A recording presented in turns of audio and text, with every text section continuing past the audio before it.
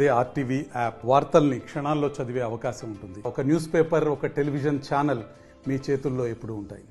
నల్గొండ జిల్లా ఎస్పీ గారి ఇన్స్ట్రక్షన్స్ మేరకు ఈరోజు మిర్యాలగూడ పట్టణంలో వన్ టౌన్ పోలీస్ స్టేషన్ లిమిట్స్లో ఉన్న గాంధీనగర్ ఏరియాని కార్డినెన్స్ సర్చ్ ఆపరేషన్ చేయడం జరిగింది.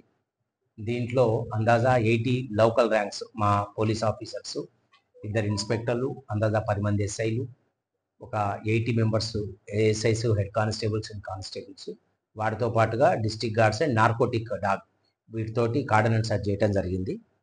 సో ఉదయం 5 o'clock నుంచి 7 o'clock వరకు జరిగింది ఇది. దీంట్లో భాగంగా ఎవరెవరు ఆ ప్రాంతంలో ఉన్నటువంటి కొత్త వ్యక్తుల్ని కొంతమందిని గుర్తించడం జరిగింది. అదేవిధంగా ఆ ప్రాంతంలో ఉన్నటువంటి రెసిడెంట్స్ మాకు ఇచ్చినటువంటి కొంతమంది అనుమానితుల సమాచారం కూడా సేకరించడం జరిగింది.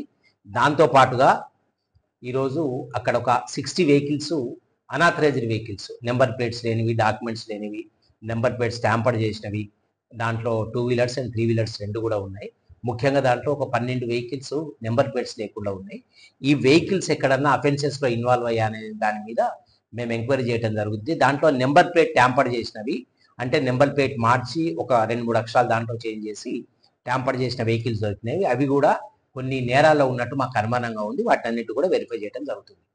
రెండవది, ఇదే విధంగా మిర్యాలగూడ పట్టణంలో శాంతి భద్రతల్లో లా అండ్ ఆర్డర్ పీస్ఫుల్గా ఉండటానికి, మెయింటైన్ చేయడానికి రిపీటెడ్గా ఇలాంటి ఆపరేషన్స్ జరుగుతూ ఉంటాయి. కాబట్టి ప్రజలందరికీ కూడా మేము చెప్పడం జరుగుతుంది, ఎవరు కూడా అనాథరైజ్డ్ వెహికల్స్ పెట్టుకోవటం కానీ, తర్వాత నెంబర్ ప్లేట్స్ లేని వాహనాలు వాడటం కానీ, అదేవిధంగా అనుమానితులకి ఇల్లు రెంట్కి ఇవ్వటం కానీ అలాంటివి చేసే ముందు ఒకసారి ఆలోచించుకోండి. అదేవిధంగా మీడియా ద్వారా ఇంకొక విషయం తెలియజేసుకున్నాం. రాబోయే కాలంలో మిర్యాలగూడ పట్టణంలో ఎక్కడ ఎటువంటి ప్రొసెషన్స్ తీసుకున్నా దానికి ఖచ్చితంగా పర్మిషన్ తీసుకోవాలి. రెండవది, డీజే వాడకం మీద పూర్తి స్థాయిలో నిషేధం ఉంది. కాబట్టి డీజే వాడకాన్ని ఎట్టి పరిస్థితిలో కూడా మేము సహించము. చట్టరీత్యా దాని మీద చర్య తీసుకోబడుతుంది.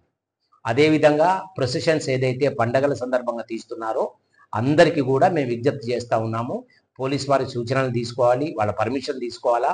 రూట్ అనేది పోలీస్ వాళ్ళు కూడా అడ్వైజ్ చేస్తారు. దాంట్లో ముఖ్యంగా కొత్త ప్రొసెషన్స్ కొత్తగా ఏవి కూడా అనుమతించబడవు. గతంలో జరుగుతున్న వాటినే ఇప్పుడు జరుపుకోవటానికి మాకు అభ్యంతరం లేదు. కొత్తవి ఏదన్నా తీసుకుంటే మాకు బందోబస్తు ప్రాబ్లం అవుతుంది, ఆ రూట్ చెక్కింగ్లో ప్రాబ్లం అవుతుంది. కాబట్టి దయచేసి ఎవరు కూడా కొత్త ప్రొవిజన్స్ పెట్టుకోవద్దు. గతంలో ఉన్న రూటు, గతంలో ఉన్న ప్రొవిజన్స్ని మేము అనుమతిస్తాం, అది కూడా డీజే లేకుండా. కాబట్టి అందరికీ కూడా ఇది గమనించవలసిందిగా పోలీస్ శాఖ తరఫున కోరుతా ఉన్నాం. థ్యాంక్ యూ అండి. మరిన్ని వీడియోస్ కోసం ఛానల్ ని సబ్స్క్రైబ్ చేయండి. లేటెస్ట్ అప్డేట్స్ కోసం వాట్సాప్ ఛానల్ ని ఫాలో చేయండి. అండ్ లింక్ డిస్క్రిప్షన్ లో ఉంది.